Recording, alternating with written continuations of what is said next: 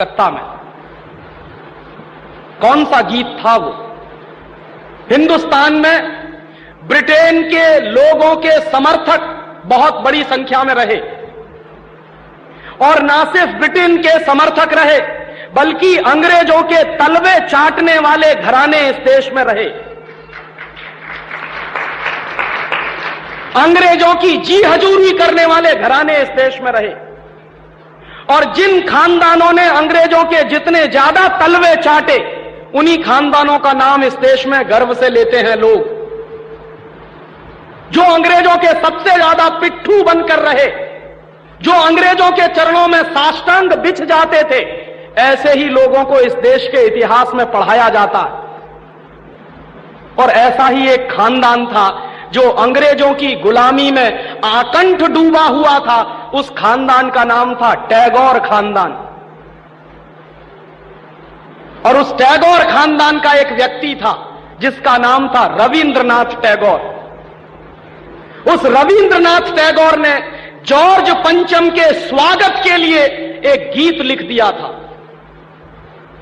और ना सिर्फ उस आदमी ने वो गीत लिखा, बल्कि कलकत्ता में जब जॉर्ज पंचम पहुंचा और उस भरी सभा में जहां लाखों लोग उपस्थित थे, हिंदुस्तान की गुलामी का गीत गाया गया और ब्रिटेन के राजा का सम्मान किया गया। और यह काम रविंद्रनाथ टैगोर ने अपने मुंह से किया।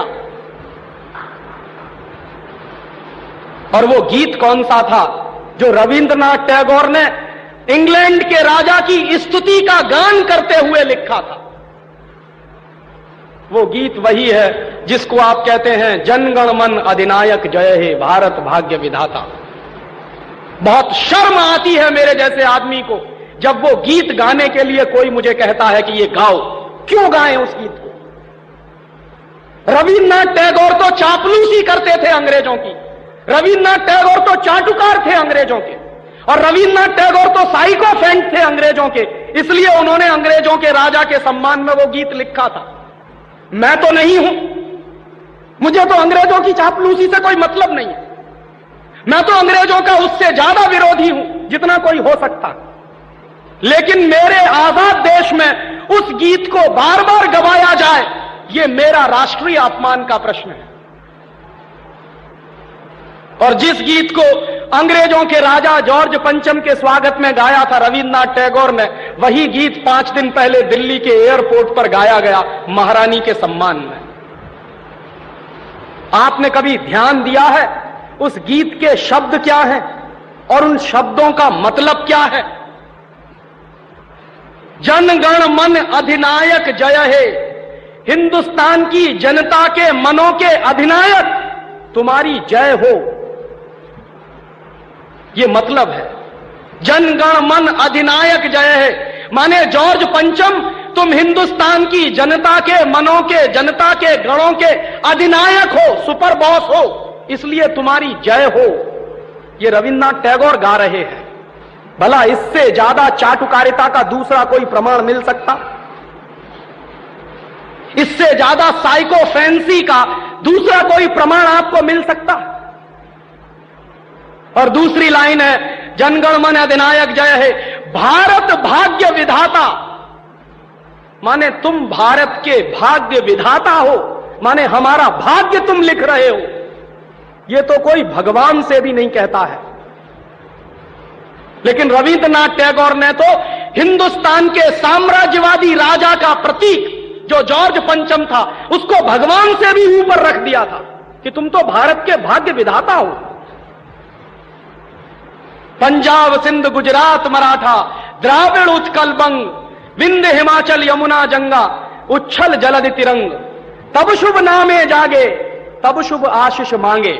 माने पंजाब सिंध गुजरात मराठा द्राविड़ उत्कल बंग, ये सारा हिंदुस्तानी इलाका तुम्हारे लिए आशीष मांग रहा है, तब शुभ आशीष मांगे, तुम्हारी भलाई की प्रार्थना कर रहा है। ये पूरा हिंदुस्तान जो अंग्रेजों की गुलामी में सिसक रहा था, उसको रविन्द्रनाथ टैगोर लिख रहे हैं कि ये सारा का सारा हिंदुस्तान तुम्हारे लिए आशीष मांग रहा है, तब शुभ आशीष मांगे। और वो सारी की सारी आशीष हम तुमको दे रहे हैं अपनी तरफ से। और अंत में जनगण मंगलदायक जय हे भारत भाग्य विधाता, वही भारत के भाग्य विधाता तुम्हारा मंगल हो, तुम्हारा कल्याण हो। माने जो हमको गुलाम बनाने के लिए आए हैं, उनकी चाटुकारिता में कोई आदमी कितना बिच सकता है, इसका यह निकृष्ट नमूना है।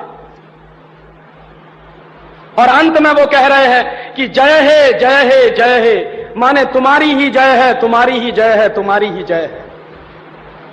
ऐसा गुलामी का प्रतीक गीत ये गुलामी के दिनों में गाया गया एक ऐसे हिंदुस्तानी की तरफ से जिसको शायद आप बड़े श्रद्धा की नजर से देखते हैं।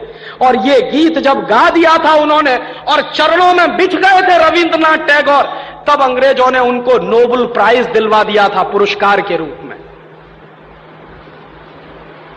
रविंद्रनाथ टैगोर को ऐसे ही नोबेल प्राइज नहीं मिला था। अंग्रेजों ने कुछ नियम बनाए थे, कुछ परंपराएं बनाई थी। और अंग्रेजों के नियम क्या थे?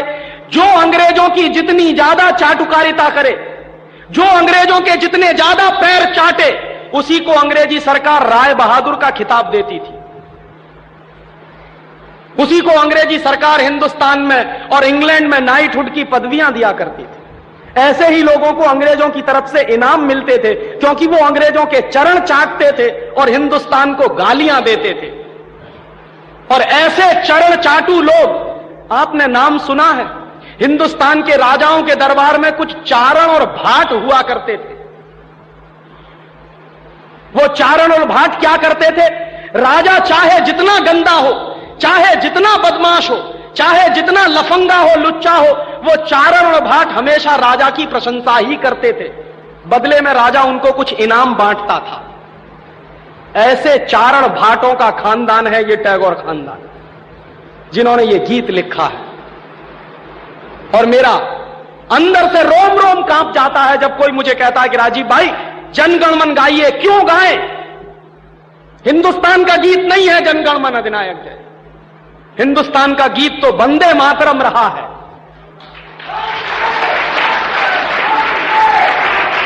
और यह वंदे मातरम जैसा गीत जो हिंदुस्तान की आजादी की लड़ाई का प्रतीक था, जो हिंदुस्तान के लोगों में खून में जोश भरने का काम करता था, उस वंदे मातरम जैसे गीत को हिंदुस्तान में राष्ट्रीय गीत का दर्जा दिलवाने में 50 साल लग गया हमको, अब जाके हुआ है।